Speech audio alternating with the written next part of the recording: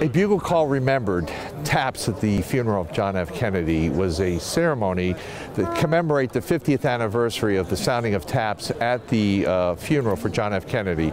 And we've gathered over 100 buglers from all over the country to come here to commemorate that special event. Taps is the last thing in a funeral, and it's a family's closure, and to me it's the most solemn thing that any trumpet player could ever do. I couldn't play a horn, a solo piece, no matter what. I mean, you just couldn't have made me do it. And I watched Keith Clark play, and I noticed that the best person there is can make a mistake, and then the way he finished up was just totally professional. And I said, you know, that's something I could do. And 3 years later, I found myself in the Army Band. This has given our family a very different perspective on our father's place in history. Because of that misnote, we sometimes tried to ignore it a little bit.